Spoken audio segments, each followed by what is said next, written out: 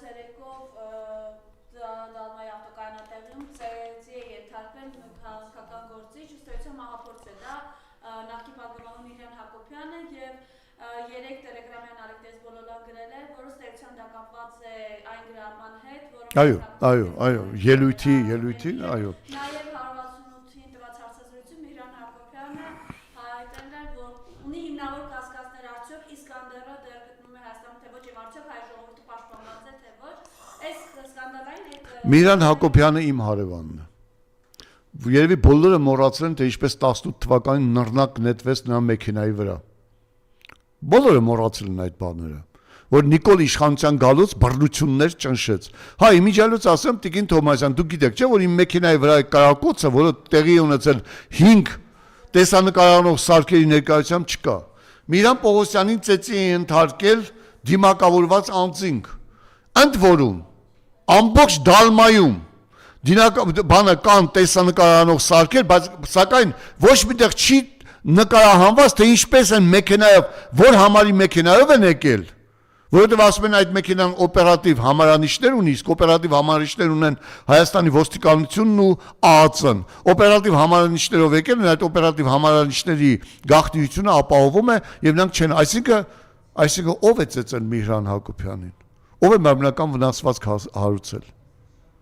Նիկոլ Փաշյան, հետո հայտարարում ես բռնությունը տեղ չունի Հայաստանի Հանրապետությունում, քաղաքական եւ իրավական գնահատական կտա, ինչու՞ ես հրահանգում, գրավոր հրահանգում բացահայտել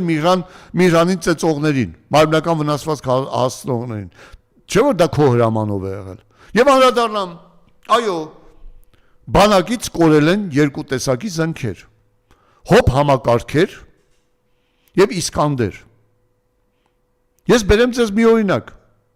Երբ Նիկոլը ասեց, որ Իսկանդերը պայթել է 10%-ով, լուրջ չընդունեցին։ Եվ Իսկանդերը կրակել են, սակայն գիտես կա, Ռուսաստանը մեզ փչացած զենք է տրել, այն պայթել է 10%-ով։ Ընդ որում, ես խոսել եմ Հոբ գեներալի հետ ռուսական բանակի, ասում է Իսկանդերը, եթե իր ամբողջ ծավալով չկրակվի, նա երբեք իր տեղից չի փոկվի։ Այսինքն Իսկանդերը հրթիռ է, որի մարտական գլխիկը մարտական գլխիկը չի կարելի փոխել։ Եվ եթե այդ գլխիկը չլինի, այն չի թռչի։ Իսկ գլխիկը պետք է լինի ամբողջական։ Նիկոլ Ստախոսը Իսկանդերը ծաղրեց, հեղինակազրկեց, իսկ հիմա Հայաստանի Հանրապետության ես խոսել եմ հրետանահրթիռային զորքերի իմ մարտական ընկերներից մեկի հետ, որը հիմա Հայաստանի Հանրապետությունում չէ, նա եկել էր կարճ ժամանակով նորից հետ գնաց, ասval Հայաստանի Հանրապետությունը այլևս Իսկանդեր չունի, դա արդեն 2 տարի է չունի Հայաստանի Հանրապետությունը Իսկանդեր։ Այն վաճառվել է կամ Ադրբեջանին, կամ Թուրքիային, կամ Իրանին։ Այդ 3 պետություններից մեկը։ Քանի որ Իրանը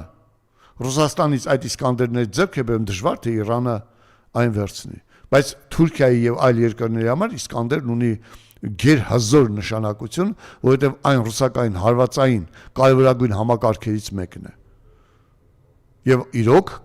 կան կասկածներ, ես կիսում եմ Միրանի կասկածները, որ Իսկանդեր համակարգը եւ S300 համակարգերը այլևս Հայաստանի Հանրապետությունում չեն։ Այո, եւ դրա համար, քանի որ Միրանը այդ ասել էր, իրեն պետք է վախեցնեին, որովհետև դա պետական դավաճանություն է։ Նաև ասեմ, այս 300 համակարգերն են շատ կարևոր եւ Թուրքիայի համար ունեն մեծ նշանակություն։ Իսկ դրանք չկան արդեն Հայաստանում։